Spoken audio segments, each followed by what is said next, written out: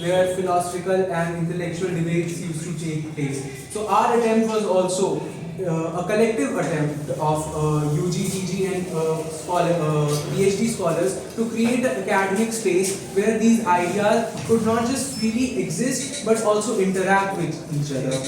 So we are still working on that idea. We are still working on creating the organization with a very strong base. And I would also like to point out that our organization has two main streams. One, we conduct unofficial sessions, informal sessions are called, and this session particularly is a part of that. This initiative is not, Athar will explain you more about the informal sessions. The other one is the formal sessions, which we will begin very soon after our society finds its way in the department. So now I pass the podium to Athar Nabila. Hello and welcome everyone to our society session and archive. For those of you who do not know me, I am Athar, Department of History and Culture, and I am going to present some information about our informal sessions, and I am delighted to be the moderator for this lecture. So before I introduce our esteemed guest for today's lecture, let me just give you a brief idea about this whole idea of organizing a lecture. I would start with what Margaret Mead, she was American cultural anthropologist. She writes that children must be taught how to think, not what to think. But I kind of find fallacy in her argument when we look at Michel Foucault, who was a French historian and philosopher. He says, and I quote, "It is not for us to tell people what is right and what is wrong. It is not for us even to tell them how to think. We are only to tell them to think differently from what they have been thinking." Now, it's not the point that our society is a very postmodernist society. We are a mosaic of ideas. Yeah, and keeping this and similar ideas in mind, when we were planning to form a society, we decided to organize or have a very academic, creative and free space where students from undergraduate, postgraduate and doctoral programs would come, sit together and debate ideas that are related to the idea of history writing, and not only to the idea of history writing, but the other themes also that are related to the discipline of history itself. During the evolution of this plan, we came up with two key areas. We identified those areas. One is historiography and second is historical method. That are core elements in understanding history, vital for both history students and the discipline of history itself. They are fundamental in understanding the limitations and uses of various historical methods and applications, and how one should deal with archaeological and textual sources. Very much helpful for scholars of history. So these were some of our objectives when we were initiating Friday informal sessions that our society, International Society, organizes. Now I am aware that many of you would be thinking that why do we call these sessions as informal?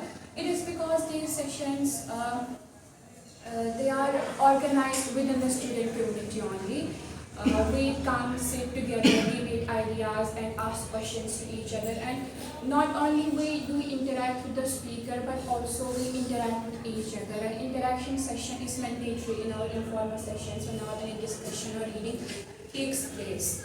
And we give time to question and answer sessions as well. So therefore our informal sessions are not just about debates and discussions, but these are really much important for us to build the spirit of history in our department. To get to know other scholars from our department and debate, discuss diverse ideas that diversity that is the intrinsic part of our society, the objective of our society. In the intro, I'm really not sure of it. I really nice time here. in the interest of time now, I would like to introduce our esteemed guest for today's lecture. Our guest for today's lecture reading the archive is Mr. Akash Jain. He is PhD scholar from Department of History and Culture. He has done his undergraduation in history from Deshbandhu College, University of Delhi, and post-graduation in history from Hansraj College, University of Delhi. Mr. Jain's interest areas include history of early India, Gandhian thoughts, and contemporary politics and history. And the research area includes religion, gender, and textual traditions in ancient and early medieval period. This session will be divided into two sessions. First session, 40 to 50 minutes, our speaker will speak about the topic, and the second session is for the question and answers. It's a very interactive session, and it will be of 40 to 50 minutes. So in the meantime, I urge all of you to keep your phone on silent. I'm sorry for the disturbance earlier. Avoid any unnecessary disturbances.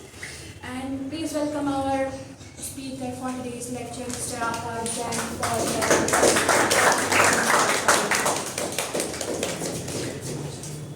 Thank you so much, everyone here present here.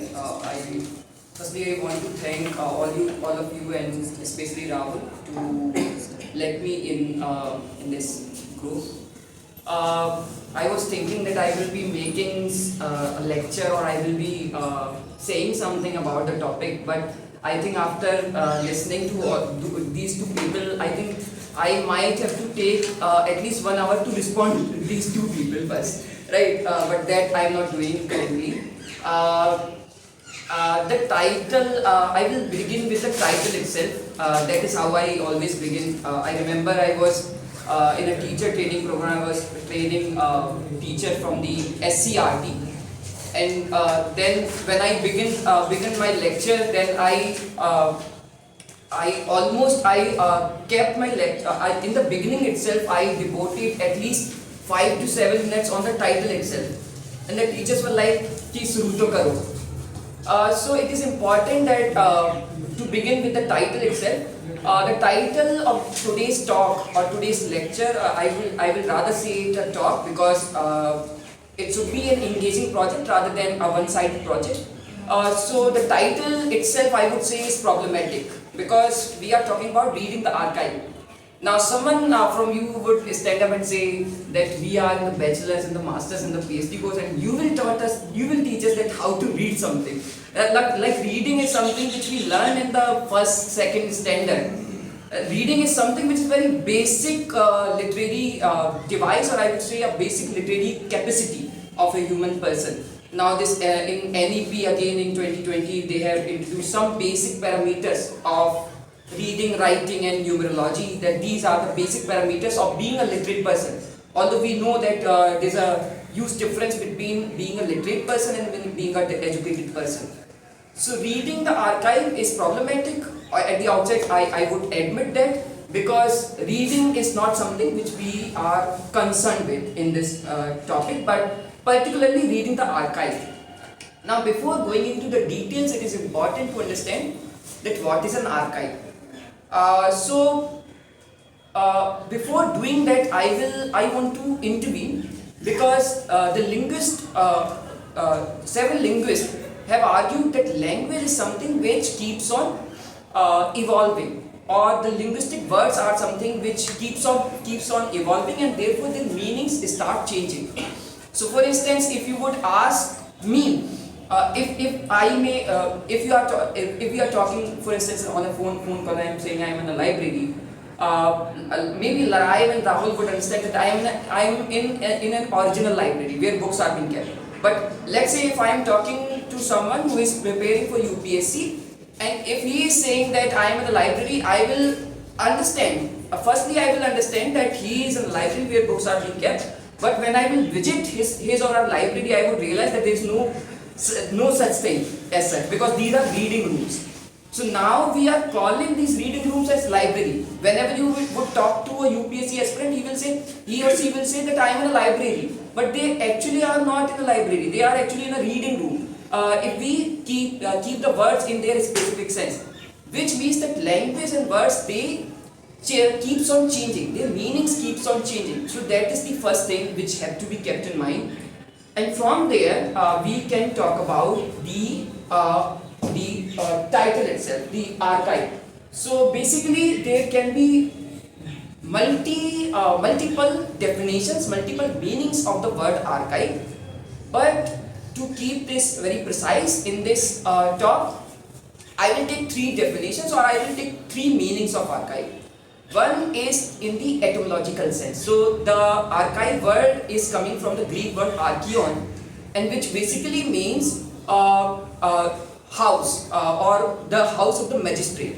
Now we all know that magistrate's house would indicate an official place. So one thing is very clear from the etymological sense itself, that archive has something to do with the official things, although it has not to do only with the official things, which we will be seeing in the course of our talk. So archive in the etymological sense basically means the house of the magistrate, or a place where records are being kept.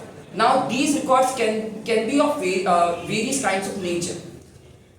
Now secondly, archive has to be defined in their contemporary meaning. So generally archives are being defined as the non-current document. So non-current document, which means that if I am saying something currently, right, it will be, for instance, you people are recording it, we are recording it, so it will, after this talk, this will go into archive. So something which is non-current, it can be from 3rd century BCE, it can be from 1st century CE, it can be from 20th century, it can also be from the from just an hour or 2 hours ago, right? For instance, you might have seen this feature on WhatsApp that we can archive some chats. Now, there's an interesting feature which has evolved now on WhatsApp. Earlier, what was the what this feature could do, that once you archive a chat in WhatsApp, it would never come in the current chat unless a new text is being inserted into that chat box. So for instance, अगर किसी का कोई आपका दोस्त है, अगर आपने उसको आर्काइव कर दिया है, तो तभी वो करंट चैट में आएगा जब नया मैसेज आएगा. हालांकि अभी व्हाट्सएप ने उसमें नया फीचर एक ऐड किया जो कहीं ना कहीं हमारी आर्काइव की परिभाषा को थोड़ा प्रॉब्लमेटिक भी कर देता है, कि अगर आप चाहें तो नया टेक्स्ट भी आएगा तभी वो आर्काइव नहीं रहेगा. अच्छा, ये कहीं ना कहीं ये भी हमको दिखाता है कि स्टेट भी जो होता है ना, तो कभी कभी उनके पास कोई नया आर्काइव आता है ना, कोई नया डॉक्यूमेंट आता है, तो उसको भी जो है आर्काइव में साइड में रखते हैं. So I think that is something that this examples clearly shows that archives are non-current documents, and by non-current documents we also mean that the text which has been received by us just 1 minute ago, that can also be counted as an archival source, an archival document. So that is the second meaning, or the second definition.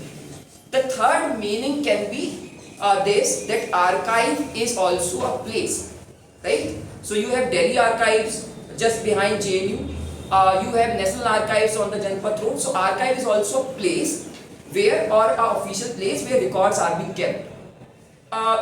Now, some people think that archives are only about the official records. तो ज़्यादातर पहली दफ़ा जब हम archive word सुनते हैं, या archive word के इर्द गिर्द जब हम बात करना शुरू करते हैं, तो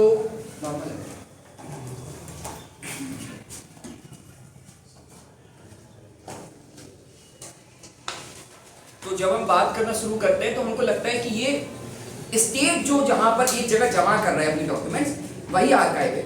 लेकिन आर्काइव एक स्टेट का भी हो सकता है, आर्काइव एक प्राइवेट कंपनी का भी हो सकता है, आर्काइव एक ग्रुप का भी हो सकता है, एक सोसाइटी का भी हो सकता है, और आर्काइव इंडिविजुअल भी हो सकता है. एक प्रेमी का भी अपना आर्काइव होता है. जैसे पहले क्या होता था कि पत्र आते थे हमारे पास, तो जो खत होते थे, तो वो एक पर्सनल आर्काइव होता था.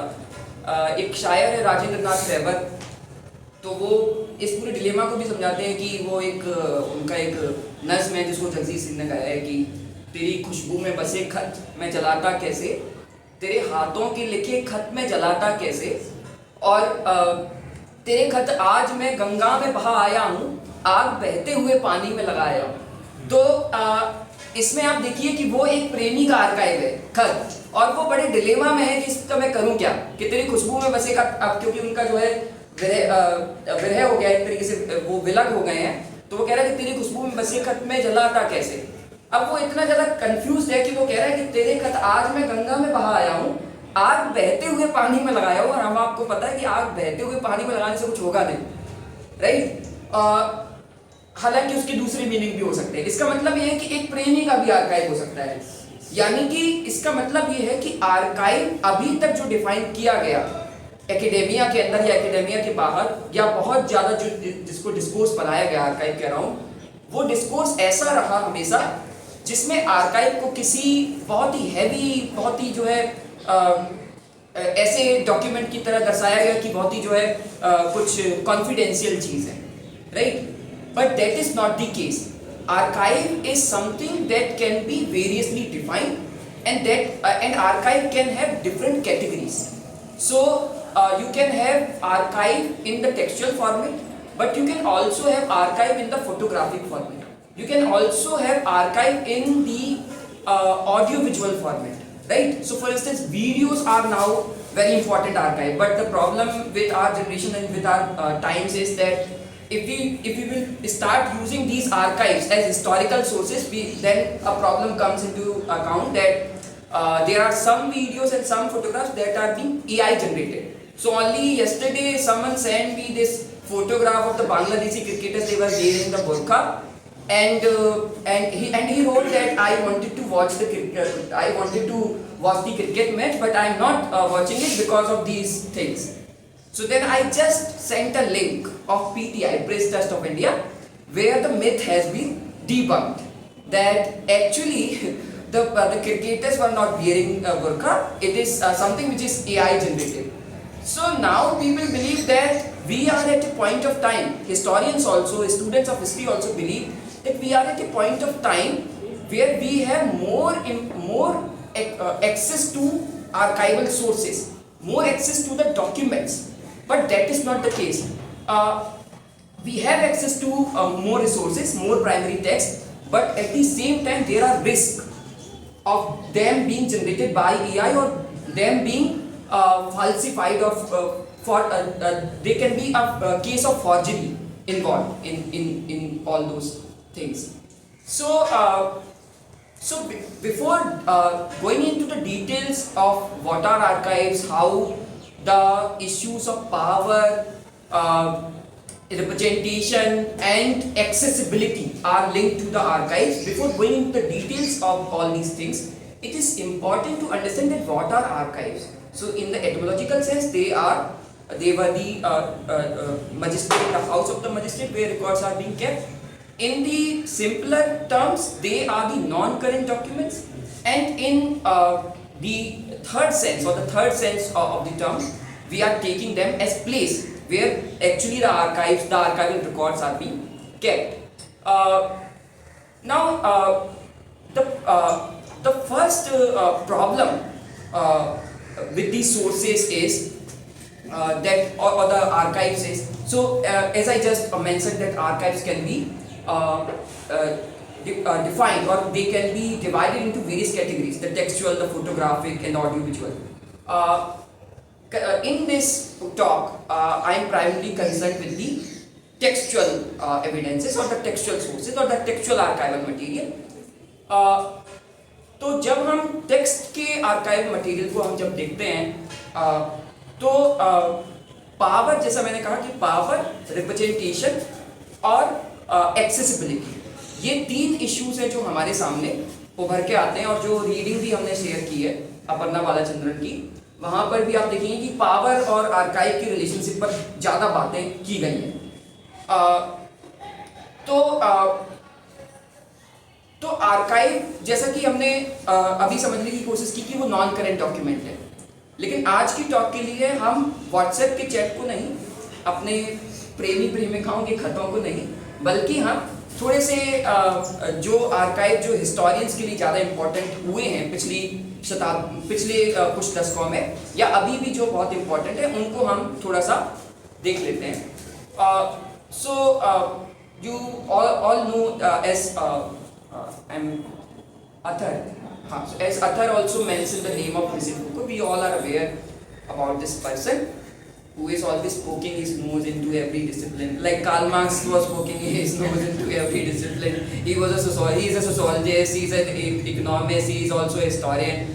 He has to give this theory of historical materialism. He also has to say something about India. So he just mentioned that it represents the Asiatic mode of production, which was actually questioned by a Marxist himself, R.S. Sharma. Because the theory of feudalism actually questions the Asiatic mode of production. Because Asiatic mode of production is all about stagnation. That Indian subcontinent is a place which was stagnant. Its economy was stagnant, its society was stagnant. But if you would start talking about feudalism, you have to talk about change.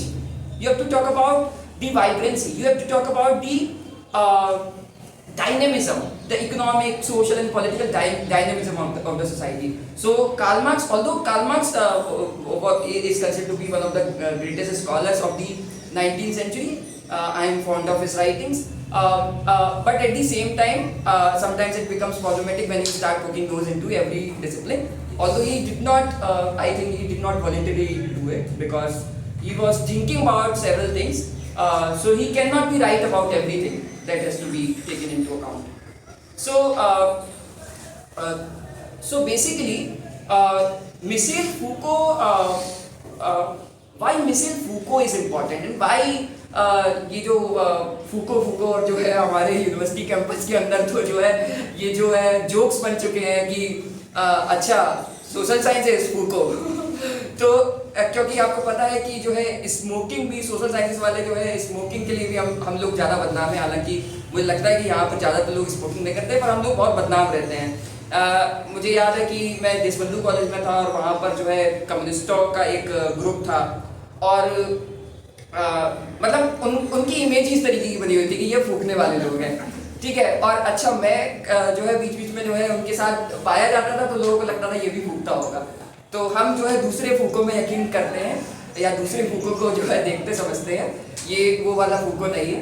But Michel Foucault has become a very interesting person, a very interesting scholar in the discipline of the social sciences and humanities, primarily not because he has written several books, primarily because Athar also pointed out that we have to think differently. But then I also want to intervene that when someone says that we have to think differently, he might have an agenda.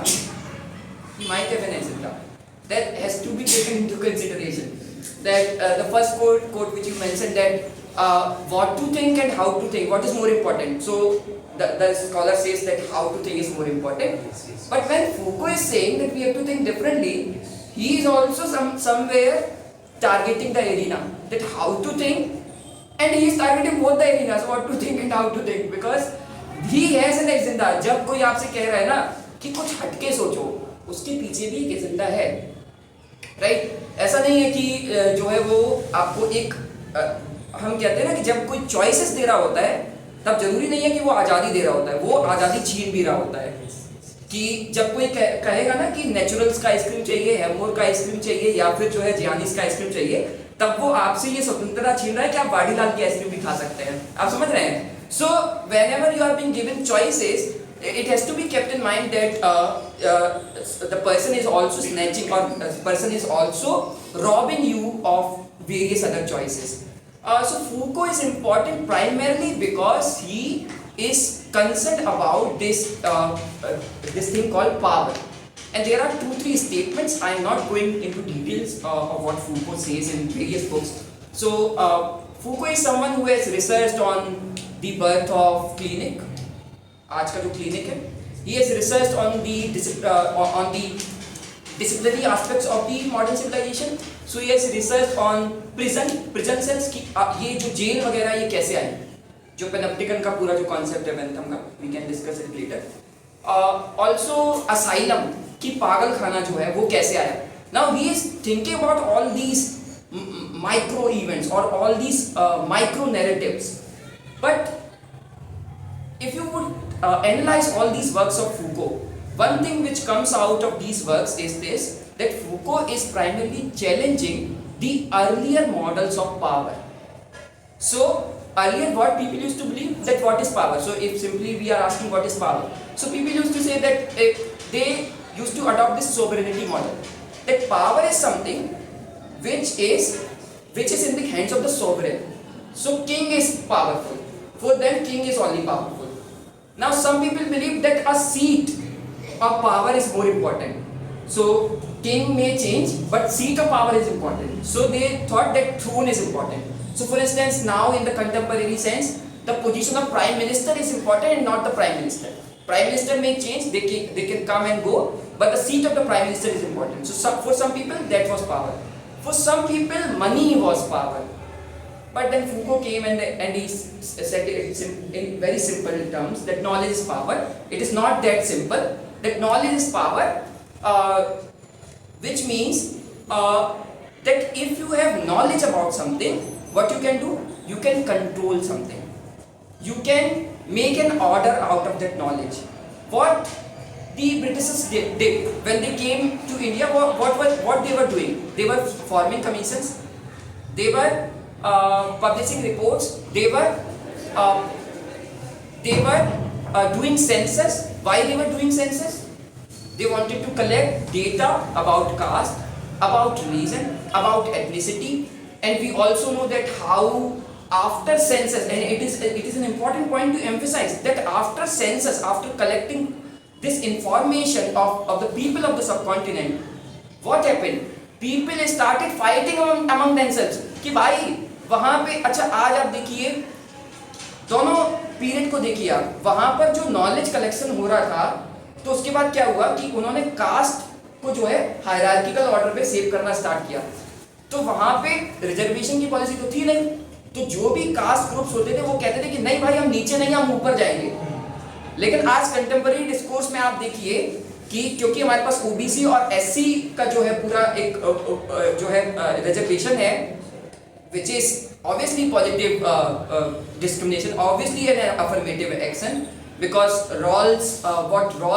because Rawlsian ideas are not enough for healthy democracy. What Amartya Sen is talking about the reservation of talking about the positive and affirmative action, that is more important.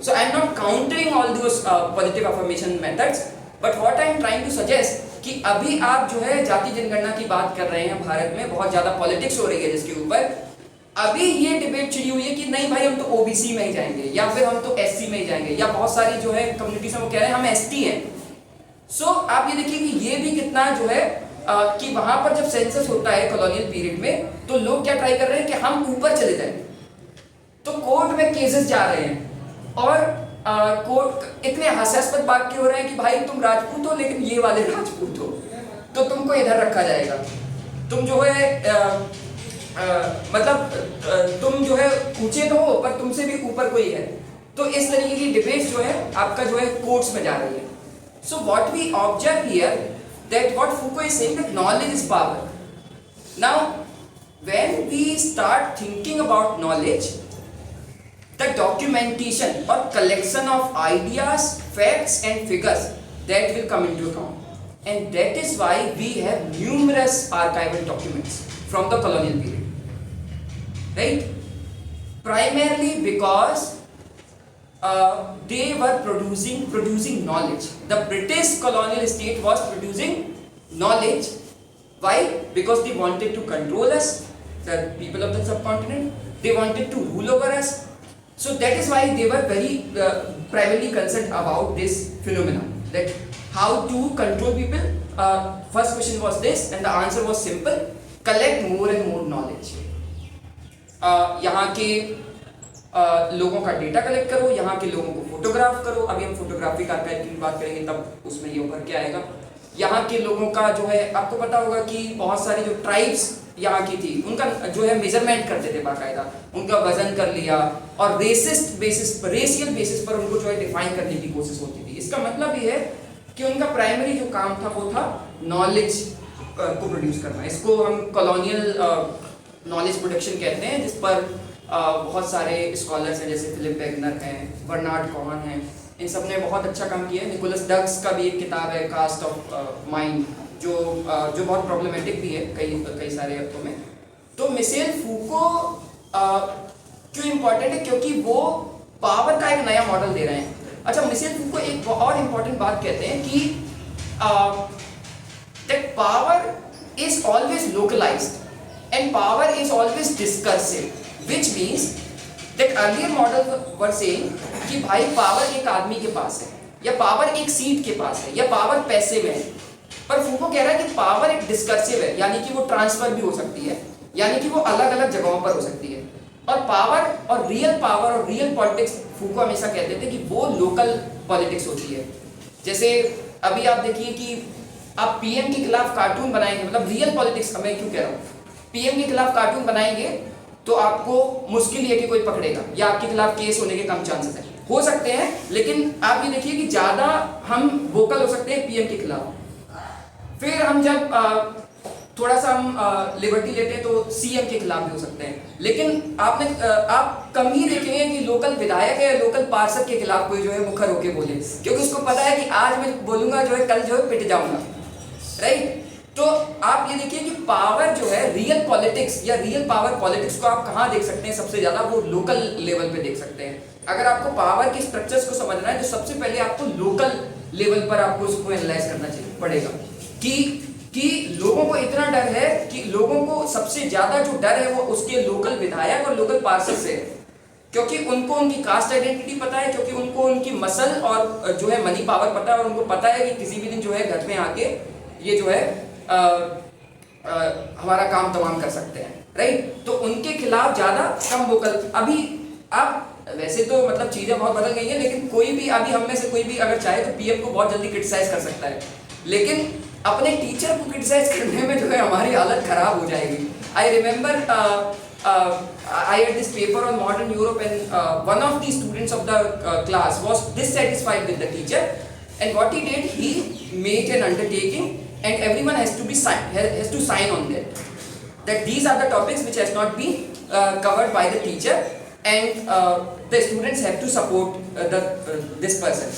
Nobody signed except me, although मुझे कोई फर्क पड़ता नहीं था सच में, क्योंकि एक point के बाद हम समझ जाते हैं कि हाँ टीचर कैसा है, वो कवर करवाएगा या नहीं करवाएगा, हम अपने हाथ में ही सारी चीजें ले लेते हैं।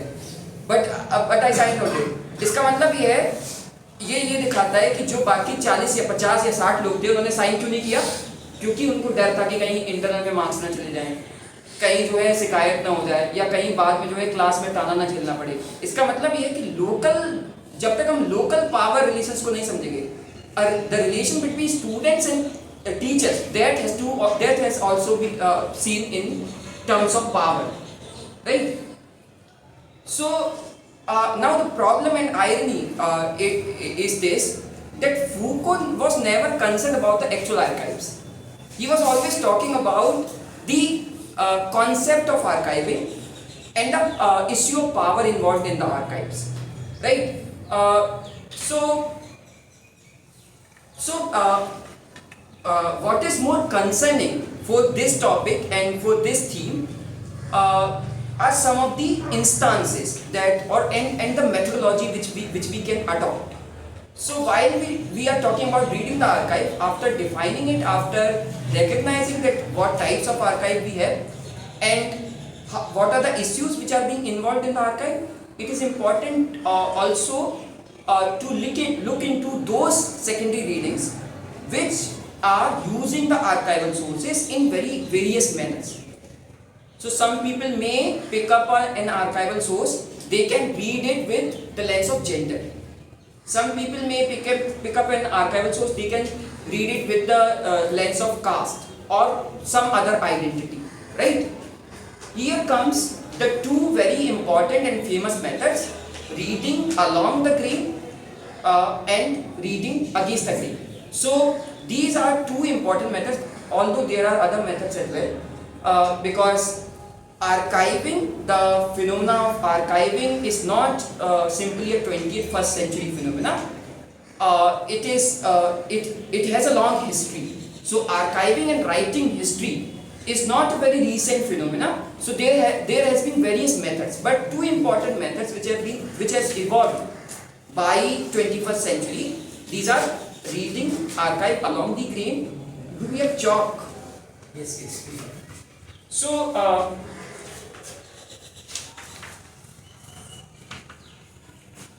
along the grain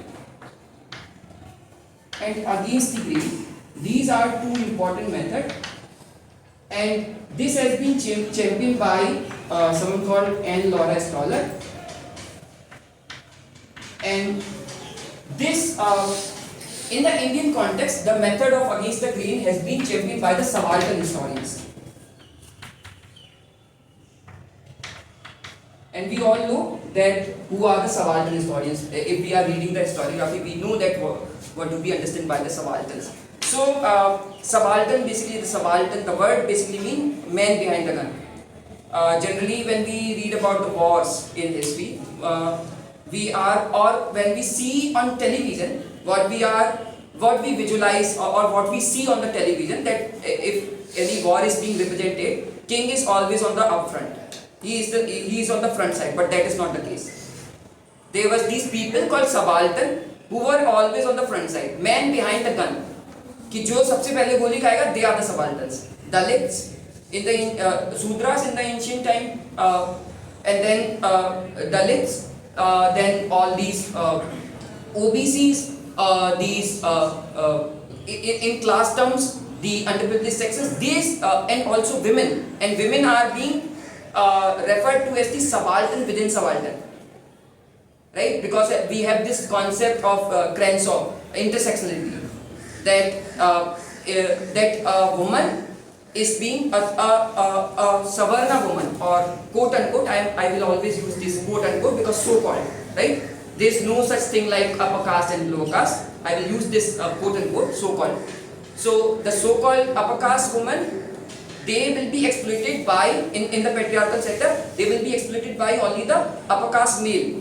But the Dalit woman can be exploited by the Dalit men and also by the upper caste male or upper caste woman also. Right? So subaltern within subaltern. कि दमित में भी दमित या पिछड़े में भी पिछड़ा.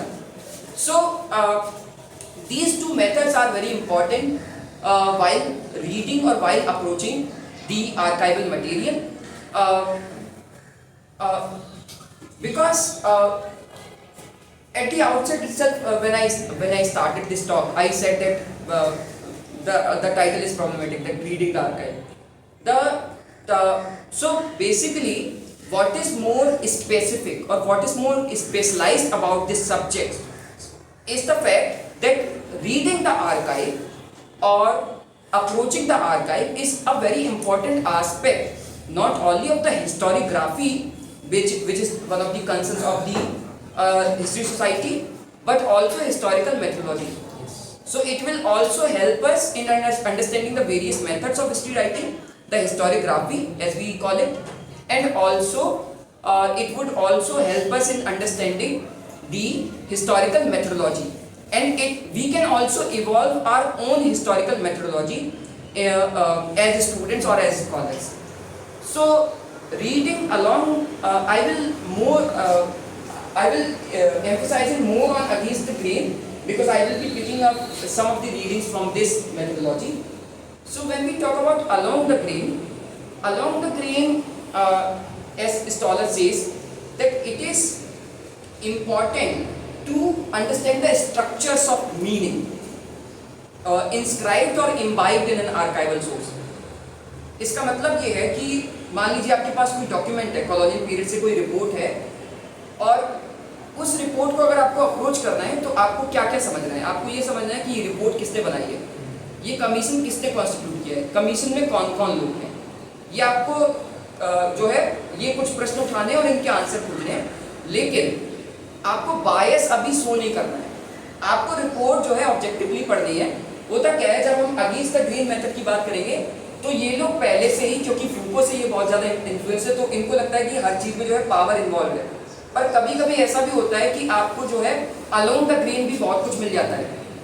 सो अगर हम इसको डिफ्रेंशिएट करें तो अलोंग द ग्रेन पढ़ने का सिंपली यही मीनिंग है कि आप फ्लो के साथ चलें और फ्लो के साथ किसी टेक्स्ट को पढ़ें और उसमें से कुछ एविडेंस या फैक्ट्स निकालें, लेकिन उसके स्ट्रक्चर को समझें और जो स्ट्रक्चर इन्वॉल्व है उनको क्रिएट करने में उनको समझें. जब हम अगेंस्ट द ग्रेन की बात करते हैं तो बेसिकली हम उसमें ये समझने की कोशिश करते हैं कि बिटवीन द लाइंस क्या कहा जा रहा है, राइट।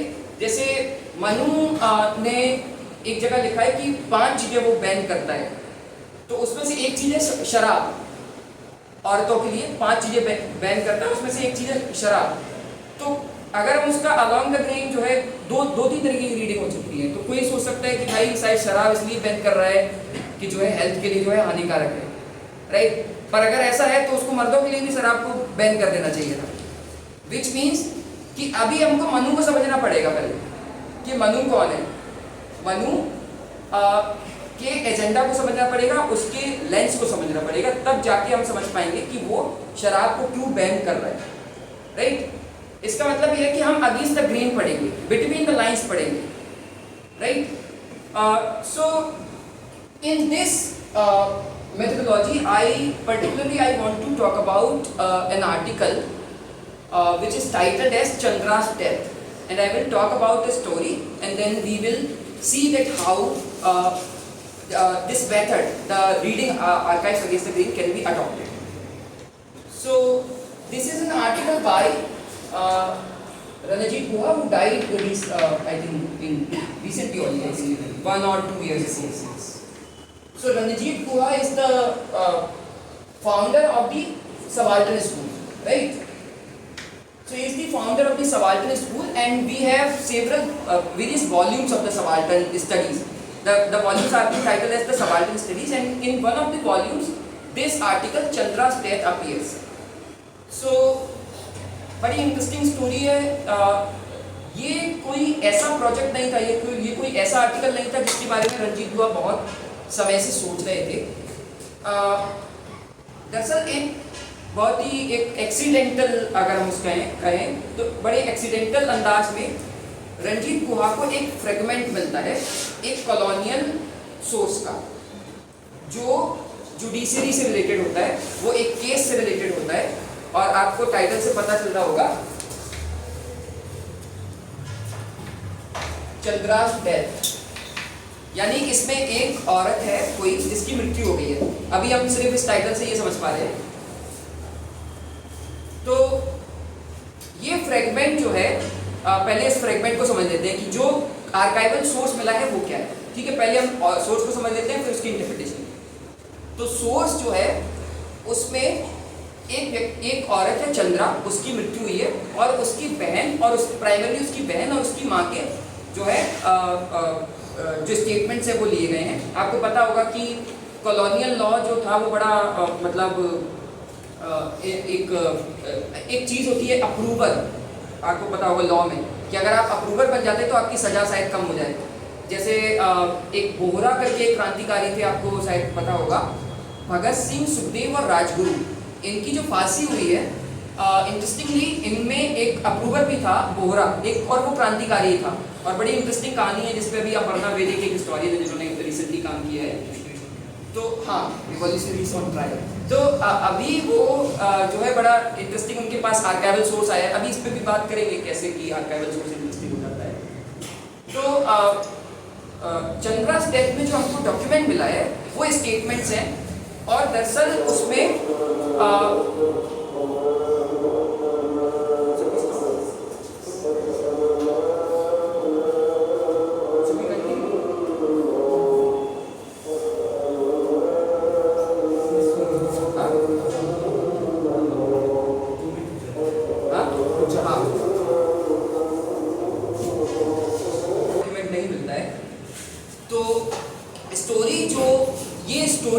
रंजीत गुहा बनाते हैं। और ये इंटरेस्टिंग है कि कैसे जो है आर्काइवल डॉक्यूमेंट से उन्होंने पूरी स्टोरी को जो है बनाया हुआ है, जबकि वो एक फ्रेगमेंट है। जो स्टोरी वहाँ से निकल के आती है उसके अनुसार चंद्रा जो होती है वो एक विडो होती है, और उसकी फैमिली में जो उसका जो जिसको हम ससुराल कहते हैं, वहाँ पर किसी एक व्यक्ति के साथ वो इलिसिट अफेयर में आ जाती है। कोट एंड कोट उसमें भी हम लगा देते हैं कि क्या जायज़ है और क्या ना जायज़ है। उसमें भी जो है समाज बहुत बड़ा रोल प्ले करता है, व्हाट इज लेसिट और व्हाट इज इलिसिट, और what is eligible and what is non eligible. Society plays an important role, again an issue and a question of power comes in to. So Chandra वहाँ पर एक affair में आती है और वहाँ पर उसके जो है मतलब वो प्रेग्नेंट हो जाती है and it is a case of a village located in present Bengal.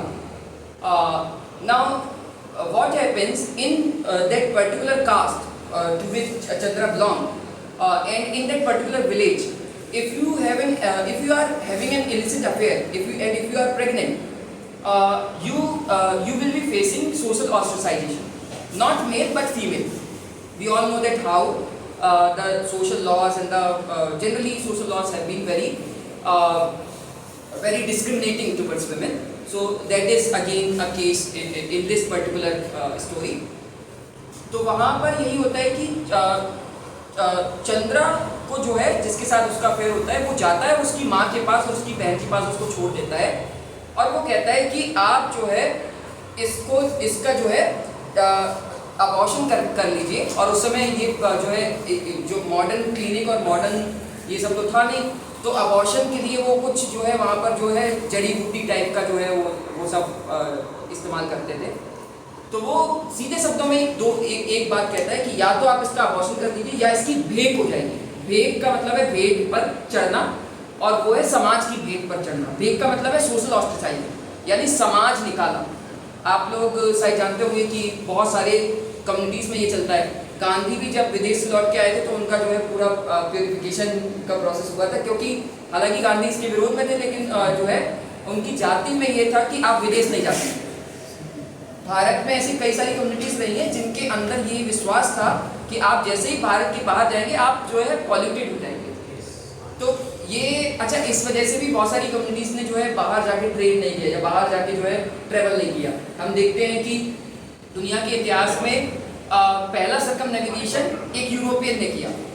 एक स्पेन के आदमी ने कहा, थॉमस मैगलन जो है शिप लेके निकला और पूरा सर्कम नेविगेशन किया या अटलांटिक से होता हुआ पूरा जो है पैसिफिक और इंडियन ओशन होता हुआ और फिर south Cape of Good Hope से घूमता हुआ सीधा स्पेन पहुंचा. यानी कि पहली बार किसी ने दुनिया का चक्कर लगाया.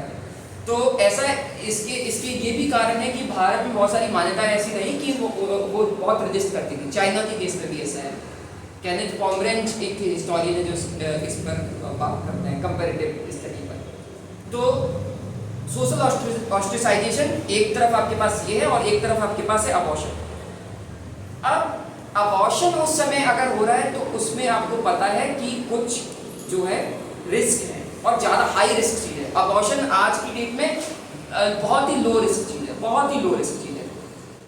और ये मैं आपको मतलब क्योंकि एथनोग्राफिक और जो एंथ्रोपोलॉजिकल जो काम हुए हैं उनके रेफरेंस से भी और मैं अपने एक्सपीरियंस से भी कह सकता हूँ. अगर आप किसी टाउन में चले जाएं या किसी गांव में चले जाएं तो आपको बहुत सारी महिलाएं स्टोरी सुनाएंगी कि मेरे 15 अबॉर्शन हुए हैं. और ये बड़ा कंसर्निंग चीज़ है. क्यों? क्योंकि एक बहुत लंबे समय तक भारत में जो कि मतलब काफ़ी सारी चीज़ों में बोस्ट हम लोग अपने आप को करते हैं. बहुत लंबे समय तक जो है जो मर्द जात है जो हमारी बहुत खूबसूरत जो जात है वो कॉन्ट्रासेप्टिव को यूज करने के लिए इतनी ओपन नहीं थी. और इस वजह से महिला को उसके पास पहला और आखिरी रास्ता अबॉर्शन ही है. आप चले जाइए और आप पूछ लीजिए. आप जब तक पूछेंगे नहीं, टटोलेंगे नहीं, तब तक कोई नहीं बताएगा. आपको पहले उनके खाते में जाना पड़ेगा. आपको एक ये रमाशंकर सिंह है वो कहते हैं कि दरअसल लोग और एकेडेमिया के लोग ये दूर क्यों होते जा रहे हैं. क्योंकि जब कोई आम आदमी सवाल पूछता है ना जो आपके बहुत पर्सनल, आप तो उससे सारे सवाल पूछ लेते हैं पर जब वो सवाल पूछने को आता है तो आप जो है उसको जवाब नहीं देते हैं. वो एक स्टोरी सुनाते हैं कि एक प्रोफेसर जो है बनारस के बाजार में जाते हैं, आई थिंक इलाहाबाद या बनारस के बाजार में जाते हैं और वो जो है एक महिला से कुछ खरीदते हैं और उससे उसका सब कुछ पूछ लेते हैं. पर जब वो पूछती है कि कितना कमाते हो तो प्रोफेसर साहब कहते हैं कि रोटी चल जाती है. ये हास्यास्पद भी है और ये बहुत ही दुखद भी है क्योंकि आपको पता है कि भाई 3 लाख में सिर्फ रोटी तो नहीं चलती है या 1.5 लाख में रोटी तो नहीं चलती है, 2 लाख में रोटी तो नहीं चलती है. मुझे भी तो 2 लाख रुपया महीने का, 3 लाख रुपये महीने का, 50 आदमी की रोटी चला दूंगा मैं. Right.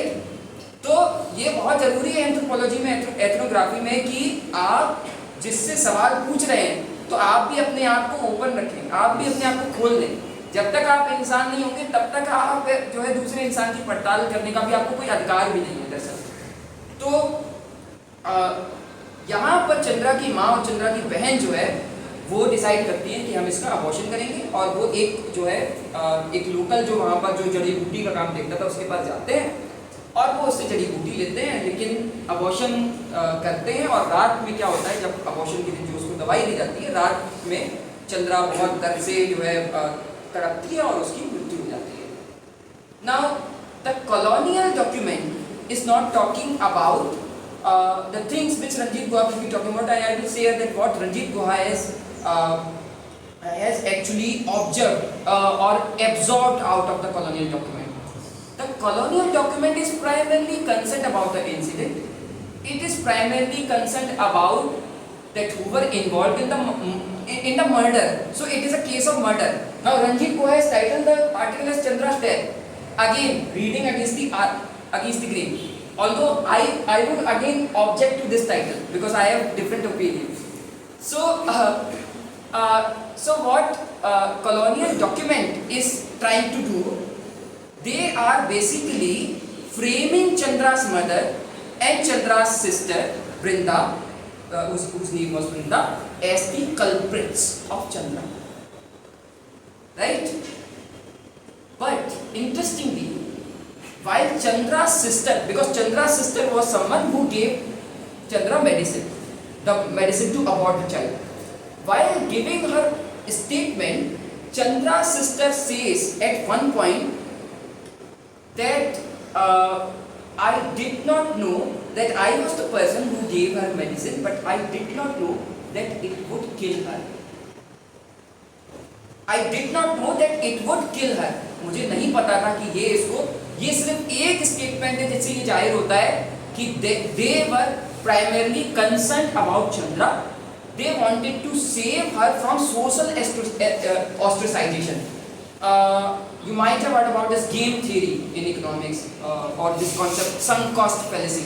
Now sunk cost fallacy ये concept कहता है कि अगर आप मान लीजिए आप जो है PhD में आ गए हैं, मैं बड़ा डिलेमा जो है PhD वाले कुछ लोग हैं तो मैं बता देता हूँ। PhD की जैसे ही आप पहले दूसरे साल में आते हैं ना तो लगता है छोड़ दो इसको, लेकिन क्या होता है कि दूसरे साल में आ गए हो तो फिर लगता है कि अच्छा 2 ही साल बचे हैं।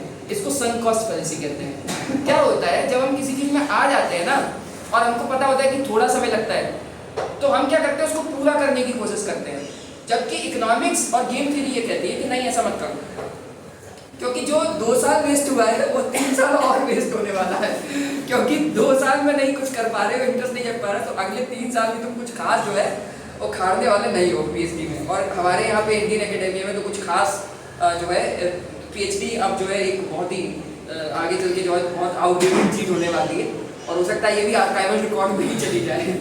खैर I am very hopeful that some good PhDs would come from our department only. So अगर हम उस मेथड से भी देखें तो चंद्रा उसकी माँ इतनी, अगर हम इकोनॉमिक पर्सपेक्टिव से देखें, अगर किसी भी पर्सपेक्टिव से देखें तो वो इतनी समझदार है क्योंकि उनको पता है कि बंगाल की उस सोसाइटी में, उस गांव में, उस कास्ट में मृत्यु का रिस्क एक छोटा रिस्क है, लेकिन समाज निकाला का रिस्क ज़्यादा बड़ा रिस्क है, क्योंकि उसमें तो आपको कैसे रहना पड़ेगा, कहाँ रहना पड़ेगा, कुछ नहीं पता है, कितनी रोटी मिलेगी नहीं मिलेगी, वो जीते जी मरना है। तो जीते जी मरने से बेहतर है कि जो है एक रिस्क लिया जाए। हालांकि उनको पता नहीं था, जैसा कि चंद्रा की बहन कह रही है, I did not know that it would kill her.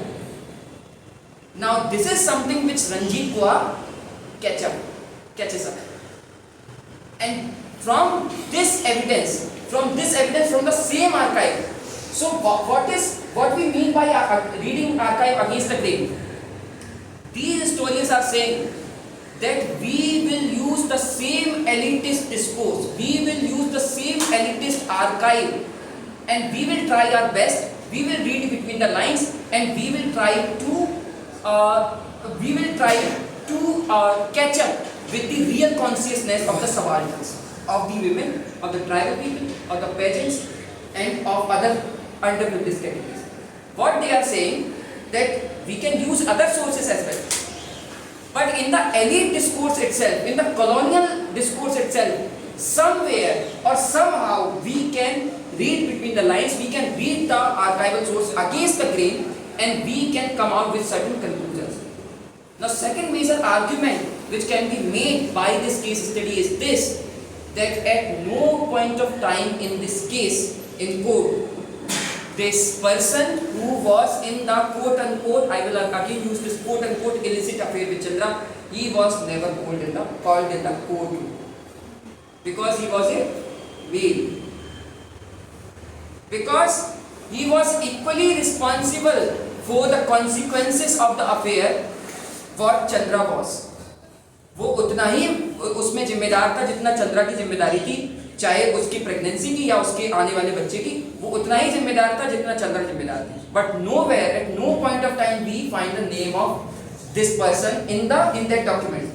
The name of the person appears, but we are also aware of the story. How we are aware of the story? Because Chandra's mother has told this story in the courtroom.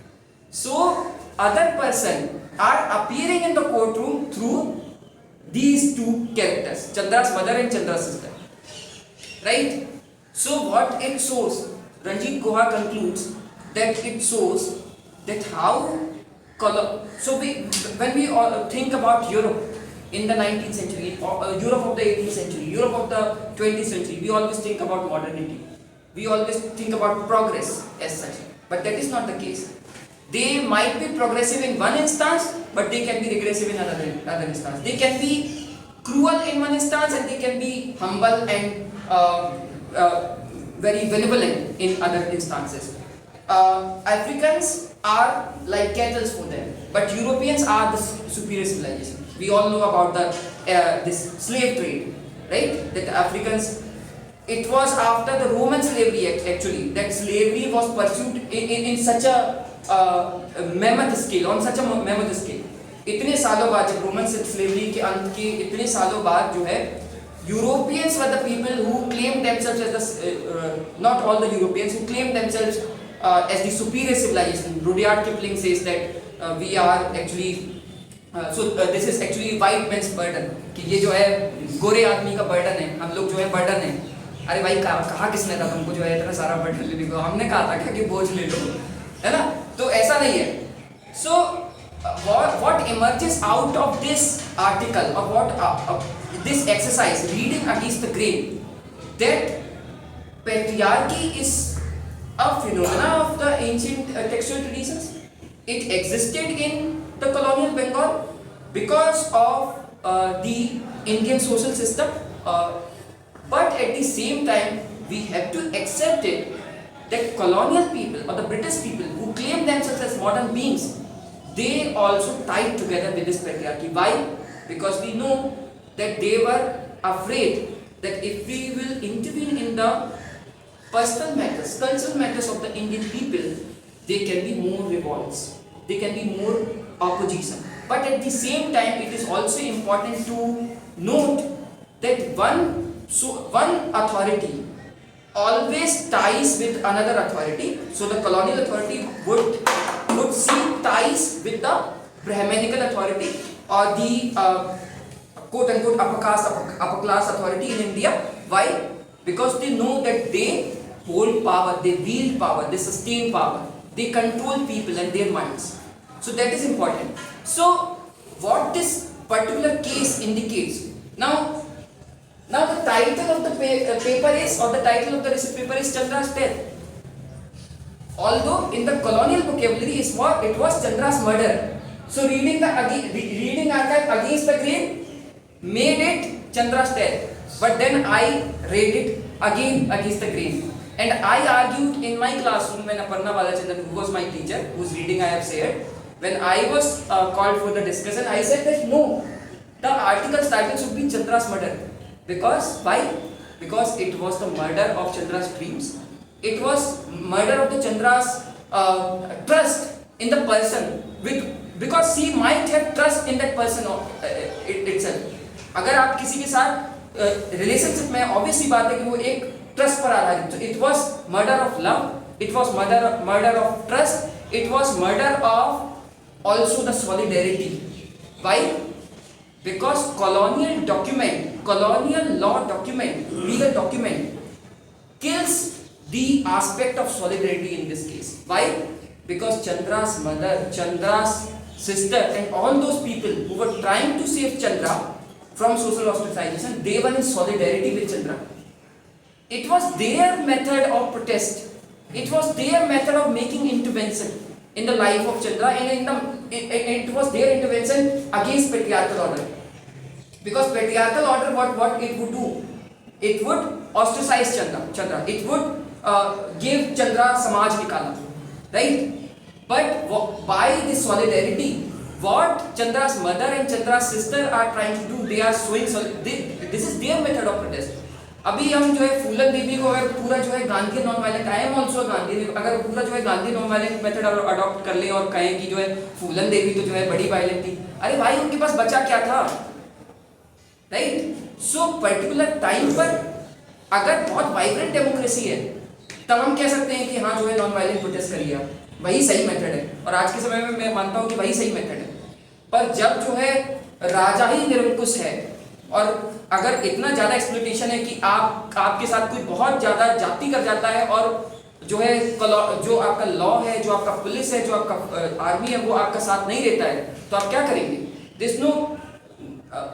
तो ये समझने की ज़रूरत है कि कौन से समय में, कौन से क्षेत्र में या किस समय काल में कोई जो प्रोटेस्ट की मेथड है या प्रोटेस्ट के जो तरीके हैं वो डिफरेंट हो सकते हैं। So that is something which comes out of this exercise of reading the archive against the grain. I think, and this is also about how you are adopting new lenses. So for instance, I can give you an example. There's this song sung by Sonu Nigam, and I was very fond of this song. धन्य धन्य नारी जीवन औरों को भी तू अर्पण अपने लिए तू सोचे ना. Now I used to sing this song very often. But suddenly when I read Dworkin, or I read Simone de Beauvoir, or I read, when I started reading Rosa Brown Miller and all these people in India, Nivedita Menon, Huma Chakrabarti, I started adopting I would say a quote unquote a feminist lens or a gender lens.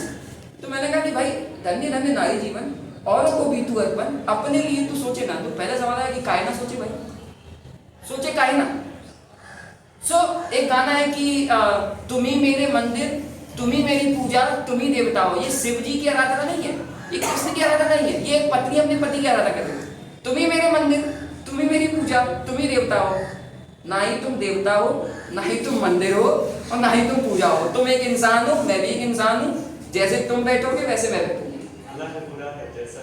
हाँ. So this is what all these interventions in the historiography, in literature, in all these domains, what all these interventions do, they not only question the existing arguments, they not only question the existing historiography, but they also question our own intellect, they question our own existence. So that is more important. Are we running out of time, or we can extend it? You have 10 minutes. If you wish to continue, you Okay. can continue for 10 minutes. So basically, by now we have talked about the various meanings of archive, the three meanings. I hope that you remember those three meanings in the etymological sense, in the general meaning sense, and also archive as a place. We have talked about the intervention of Foucault, that how he started talking about power in very different manner, and how it influenced the historiography, right? And we have primarily talked about these two methods, along the grain and against the grain. Now, I briefly want to talk about another kind of material, which is the photographic material, which is again an archive. कभी ऐसा मत सोचना कि जो है archive जो है वो एक टेक्स्ट ही होता है, वो फोटोग्राफ भी हो सकता है और वो वीडियो भी हो सकती है, right? So this an American scholar Susan Sontag. I think you might have heard about her. She has written this book called On Photography, and this is a very controversial book because she has made various arguments about photography. But when he made arguments, just like I was talking about Marx, that he was poking his nose everywhere. So Sontag was also poking her nose in the domain of photography, or in the understanding of photography studies. Now, why people targeted Sontag? Primarily because she was not an expert on photography. Although this should never be a basis for targeting someone. If a person has a background in literature, he can also write history. You can only target him or her if his or her methodology is flawed, if his or her arguments are flawed, if their sources are flawed, or if you find a forgery in their sources. You can never target a person simply because they do not possess specialization in that particular theme. Right? For instance, अगर ऐसा होता तो रामचंद्र गुहा की जो किताब है, जो 2 volume में आई, इंडिया आफ्टर गांधी, और जो है उससे जो पहले सबसे ज्यादा रॉयल्टी मिली है इसको, आई थिंक 1.5 करोड़ या कितना। ये हिस्ट्री की जो है बेस्ट सेलर बुक है, और इसको जो रॉयल्टी मिली है, रामचंद्र गुहा को जो हिस्ट्री की बुक्स पे रॉयल्टी मिली है, वो किसी को नहीं मिली। लेकिन जब आपको, आई थिंक बहुत सारे लोगों को पता होगा कि Ramachandra Guha by training is not a historian, he is a sociologist. He started working on environment first, right, with a sociological and anthropological perspective. Chipko movement, Unquiet Woods is a very popular book by Guha. So अगर वैसा करने पे आ जाएंगे तो गुहा इतना बड़ा historian, तो फिर हम उसको टारगेट करने लगेंगे, right? So that is not a good point to raise. If you have to target if you have to criticize something, not the target word is again a very problematic word. ऐसा नहीं है कि जो है गोली मार देंगे हम, या जो है कोई स्कॉलर हमको पसंद नहीं आ रहा है तो जो है उसके घर लाठी लेके पहुंच जाएंगे। ऐसा नहीं करना है, हमको क्रिटिसाइज करना है, क्योंकि ये एकेडमिक डोमेन है। हम कितने भी जो है असहमत हो, लेकिन हमको जो है एक तरीका जो है। समस्या ये है कि कभी कभी हम बहुत ज़्यादा हिस्टोरियोग्राफी पे बात करने लगते हैं, मेथोडोलॉजी पे बात करने लगते हैं। कभी कभी लगता है ना कि दरअसल हमारे समय की ज़रूरत तो जो पूरा रैशनैलिटी है उसको ही बचाने की है। वसीम बरेलवी का एक शेर है कि घर सजाने का तसव्वुर तो बहुत बात का है, पहले ये तय हो कि इस घर को बचाएं कैसे। तो ये जो सारे मेथड है, रीडिंग अगेंस्ट द ग्रेन और ये सब जो मेथोडोलॉजी है, ये तो घर सजाने का तसव्वुर है कि हम हिस्ट्री को कैसे सजाएं। पर आज का जो मुख्य सवाल है वो तो ये भी बन गया है कि पहले इस घर को बचाएं कैसे, राइट? तो घर को बचाने का जो सवाल जो है वो पहला सवाल है। I remember there was this philosopher from Oxford University and there was this incoming batch, first year batch, and at the outset of the class he said that whatever you will be studying throughout the course of this programme it will be of no use. तो बच्चा लोग तो जो है खुश हो गया कि सर तो बहुत बढ़िया बात कह रहे हैं, but then he argued that if only you will work hard and intelligently, you will be able to detect when a person is talking rot. So the real meaning of education, especially the college education, is to teach students or is to imbibe in students this aspect that whenever a person is talking rot, you can object to it, you can protest against them, or you can raise a question against the person. That is actually the real meaning of education. So again, so we have talked about the textual material, but I briefly want to talk about the photographic material, and then we will end this one-sided monologue. The photographic material. So Susan Sontag, particularly in the context of the colonial photography, she has made this very popular argument that camera is a sublimated gun and photography is a sublimated murder. And why she says this? Because what colonial photography did, they objectified the people. Because photograph when we see, for instance, this is a photograph, right? And you might think that this is an objective document. No, it is not an objective document. The photographer, the idea of photographer, the angle of the camera, they are involved with it. इसका मतलब ये है कि कोई अगर तस्वीर है तो वो जरूरी नहीं है कि वो बहुत निष्पक्ष तस्वीर है। फोटोग्राफर अपना एंगल, अपना आइडिया और अपना विचार उसमें जो है डाल सकता है। And why Sontag says that colonial camera is a sublimated gun and colonial photograph is a sublimated murder? क्यों? जैसे एक एग्जांपल हम ले सकते हैं। एक एक फोटोग्राफ्स का आर्काइव है कॉलोनियल पीरियड से, उसमें एक तस्वीर आती है और चमार एक जाति है भारत में, आपको पता होगा, जो चर्मकार लेदर वर्कर्स जो होते थे उनके बाद में जो है वो शब्द रूप हो गया तो चमार हो गया। तो उसमें दो व्यक्ति हैं, एक व्यक्ति है और उसका बच्चा है, और उनका फोटो है, I can send this photograph later on, जिसमें वो चप्पल पकड़े हुए हैं अपने हाथ में और नीचे लिखा है चमार्स। ये एक फोटोग्राफ है।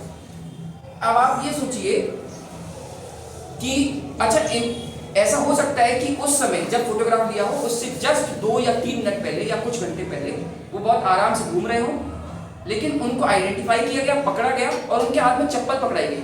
क्योंकि दिस इज सिंपल, अभी भी आप कई गांव में चले जाएंगे तो चमार जो जाति के लोग हैं, जब भी कोई quote and quote, again I am using this, so called upper caste जाति का कोई आदमी आता है तो वो क्या करते हैं, वो लेट जाते हैं उनके सामने या फिर चप्पल हाथ में ले लेते हैं, क्योंकि उनको अलाउ नहीं है कि वो चप्पल पहन सके, एक कोट एंड कोट तथाकथित ऊंची जाति की आदमी के ऊपर।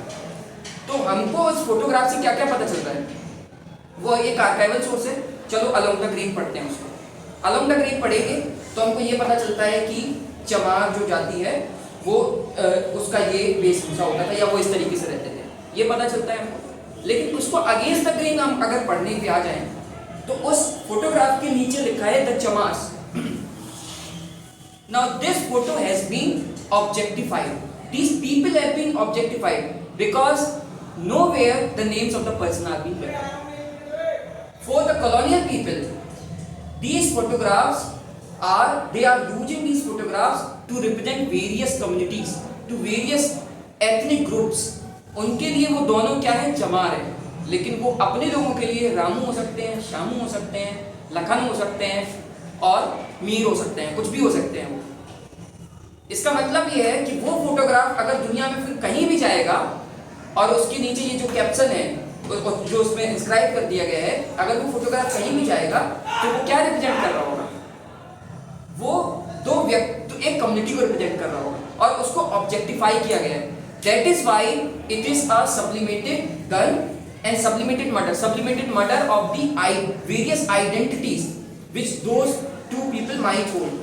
क्योंकि उनकी कई आइडेंटिटी हो सकती हैं, हो सकता है कि वो सिर्फ जो है चमड़े का काम ना करते हो, किसान भी हो सकते हैं, उनके कुछ नाम हो सकते हैं, उस बच्चे का कुछ नाम हो सकता है, नाम होगा ही, ऑब्वियस सी बात है, राइट। तो ये जो फोटोग्राफिक आर्काइव है ये भी बहुत इंपॉर्टेंट आर्काइव है और इसको भी हमें इन बहुत सारे जो मेथड्स इवॉल्व हुए हैं, चाहे वो अलोंग द ग्रीन हो या अगेंस्ट द ग्रीन हो, हम उन मेथड से इन फोटोग्राफिक आर्काइव्स को भी जो है रीड कर सकते हैं। हालांकि अच्छा बहुत सारे जो है स्कॉलर्स हैं उनका ये भी मानते हैं कि photograph is also a text, right, because it symbolises something, these are symbols, right.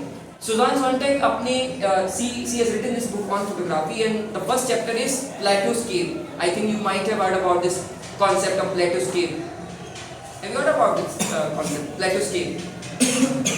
नहीं, तो बेसिकली एक स्टोरी है छोटी सी कि एक केव होती है और केव में कुछ लोग होते हैं, तो उनको ये लगता है कि केव में अंधेरा होता है, क्योंकि गुफा में अंधेरा होता है, तो उनको ये लगता है यही दुनिया है।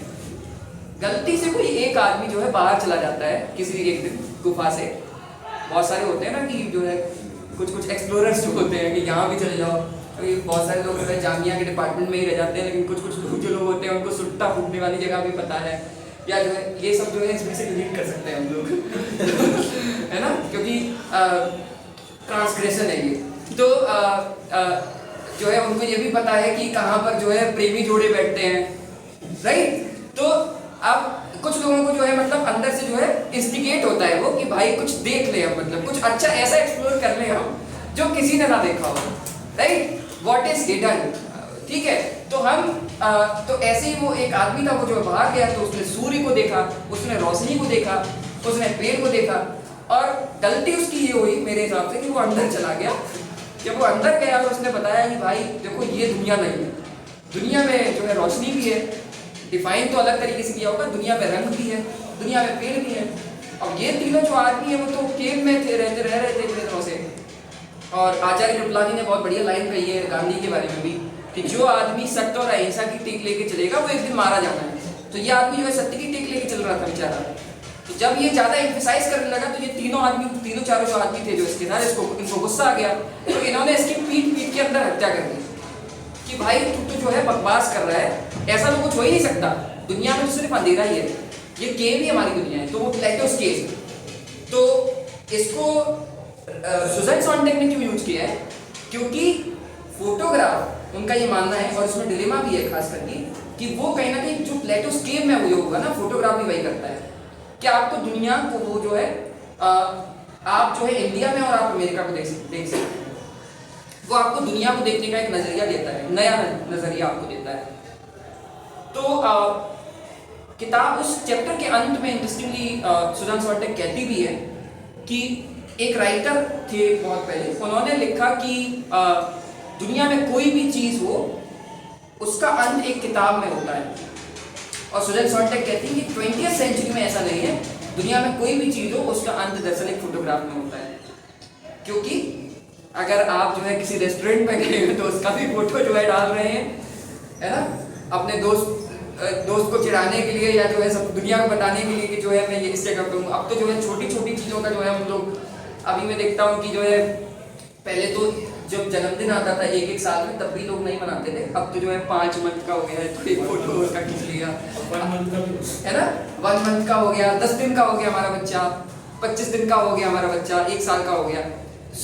अच्छा, ये भी इंटरेस्टिंग है कि फोटोग्राफिक आर्काइव्स फैमिली हिस्ट्री के लिए भी बहुत जरूरी है, क्योंकि जब फोटोग्राफी शुरू हुई तब दरअसल मेनली जो पॉपुलराइजेशन इसका हुआ वो वेडिंग फोटोग्राफी से हुआ, या बच्चों का जो तस्वीर हम लोग खिंचवाते हैं, तो wedding photography was one of the most popular forms of photographs in the early phase of photography. So what we what I am trying to show basically, that archives are not simply text, they can also be in forms of photographs. They can other material as well that can be included in the archives. And to conclude with all these things, what are the takeaways? So the first takeaway is this, that whenever we are reading about something, or whenever we are talking about a topic, it is important to understand the terminology in its etymological sense, in its present sense, and also it is important to understand that how language has evolved, how the meanings of that particular word has evolved, right? Because when we start thinking about words, when we start thinking about the linguistic terms, several questions, we notice that we have already discovered answers to several questions. बहुत ज़्यादा फिर उसके बाद जो है जरूरत पड़ेगी नहीं हमको दूसरे सोर्स की। अगर एक बार आप लिंग्विस्टिक टर्म्स को समझना स्टार्ट कर देते हैं तो आप बहुत सारे सवाल तो आपके पहले ही रिजॉल्व हो जाते हैं। And what is more important when we are dealing with archives? By now we know that archives primarily they are non-current documents. They can be photographs, they can be text material, they can be other kinds of material. We know it. They can be oral records as well. So now there are tape recordings, right, which are available in the National Archives and in various archives, which can also be included in the archival sources.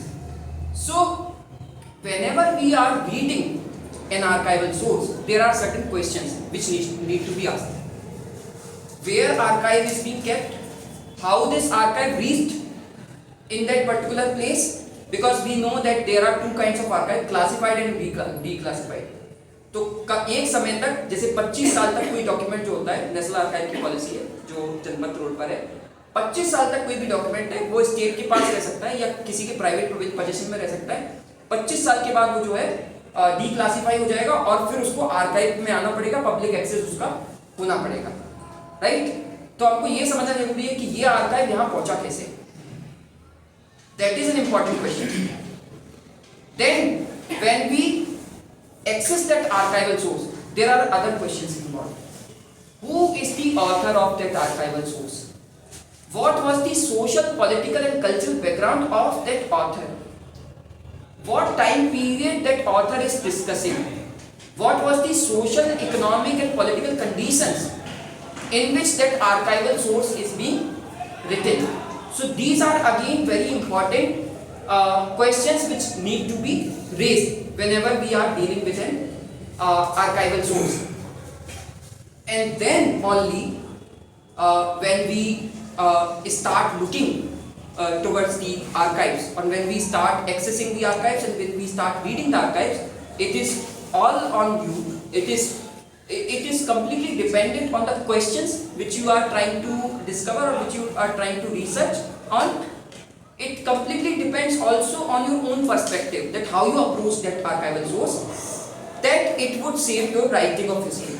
So you can use all these methods which are available, but you can also devise your own method, right? We cannot simply stick to the methods which have been evolved to this point, or which have been given by various historians. We can also evolve our own methodology, right? Lastly, I want to argue that archives as a place and archives as a record or documents are important for the students and scholars of history, not simply because they represent past or they tell the stories of the past, but also primarily for the scholars and the students of history, because they can change the historical fact at any point of time. I can give two examples. One is a recent book on Nathuram Godse. So, interestingly, Godse, when he made the statement in the courtroom, he did not acknowledge or he did not submit that he was a member of RSS.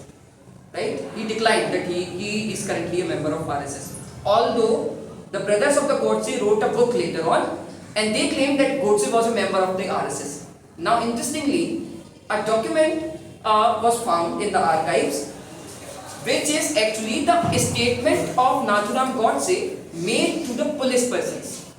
Now, we know, if we are aware of the law of the land, that the statement given to a police person is not valid in the courtroom. We know this. But interestingly, in this statement, Nathuram says that Nathuram never declined that he is not the member of RSS. So now we see that a new archival document is in the hands of a historian, or it is in the hands of a promising student or scholar, and now the fact of the history can change. Another evidence that revolutionaries on trial, Aparna Vedic, she has worked on this trial, very famous trial of Bhagat Singh, Sukhdev and Rajguru. Now, interestingly, the person who became approval in the case of Bhagat, in this trial case, he wrote a letter. So, वो जो है वो आदमी जो है बच गया था और वो जो है विदेश में कहीं फॉरेन में जो है रह रहा था, और बाद में सुखदेव के जो रिलेटिव्स थे उन्होंने उनको चिट्ठी लिखी और उनसे पूछा कि आपने ऐसा क्यों किया. तो वो उसमें लिखते हैं कि I did not betray the revolutionaries, Sukhdev betrayed. Sukhdev betrayed. इसका मतलब यह है कि एक नई कहानी आपके सामने है अब, कि शायद और ऐसा कहानियों से निकल के आता है जो कि अभी मतलब इसके बहुत कंक्लूसिव एविडेंस नहीं है, लेकिन ऐसा निकल के आता है कि जब सुखदेव और अपर्णा वैदिक की इसको बताती है कि जब सुखदेव से पूछताछ हुई तो उसने बहुत सारे ठिकानों के बारे में बातों में बता दिया, जो कि आपको पता होगा कि रेवोल्यूशनरीज तो अपने नाम भी नहीं बताते थे. भगत सिंह का जो पार्टी नेम था वो था रंजीत, राइट. और शायद किसी रेवोल्यूशनरी को बहुत ज़्यादा जो है टारगेट किया गया और उससे पूछा गया कि इसका नाम क्या, तो उसने ना भगत सिंह बताया ना रंजीत बताया, कुछ और ही बता दिया उसको, राइट. तो रेवोल्यूशनरीज, तो हम ये भी देखते हैं कि आर्काइवल सोर्स का नेचर अगर डिफरेंट हो, जैसे अपर्णा वैदिक की बताती है कि जब हम उनकी डायरीज देखते हैं तो रेवोल्यूशनरी क्या हुआ ना कि बहुत सारे लोगों ने पहले कहा कि ये तो जो है एक प्रॉब्लमेटिक टर्म था, रेवोल्यूशनरी टेररिस्ट जो टर्म था उसको बहुत प्रॉब्लमेटाइज किया गया और उस पर काफ़ी डिस्कशन हुआ. बाद में रेवोल्यूशनरीज की छवि ऐसे बनाई कि ये तो जो है मार्क्सवादी लोग हैं या ये बहुत सोचने विचारने वाले लोग हैं, तो बहुत ही एक इंटेलेक्चुअल फिगर में उनको. अपर्णा वैदिक कह रही है कि नहीं, वो तो मामूली लोग भी हैं, वो ऐसी बातें कर रहे हैं कि भाई तू तो बहुत मोटा है, तू जैसे फांसी के बंदे पे जाएगा तो फांसी का बंदा टूट जाएगा, या जो है कि तू तो इतना लंबा है कि फांसी जब चढ़ रही होगी और जो है तू वहीं पे अटक ही जाएगा, तू तो जो है झूलेगा ही नहीं फांसी के बंदे पे. तो ये जो है जिसको हम आज डार्क ह्यूमर कहते हैं ना, वो उनके बीच में जो ह्यूमर था वो भी बहुत इंपॉर्टेंट है, और उससे ये समझ में आएगा कि उनकी जो लाइफ्स हैं उसके बारे में हमको समझ में आएगा. So last statement which can be given around this, sorry, I think I have run out of time. So last statement that can be made out of this discussion is this, that archives are very important source, but use them wisely, because they are always trapped in the power structure. There can be various power, the power of the state, the power of the powerful class, powerful caste group, or other powerful groups that can be involved in it. Also, it has to be kept in mind that at any point of time in the writing or in the disciplinary context, at any point of time, history writing may start reflecting changes, or historical fact can also be revised, because we can confront a new archival material and we can read it with a very different lens, right? So I think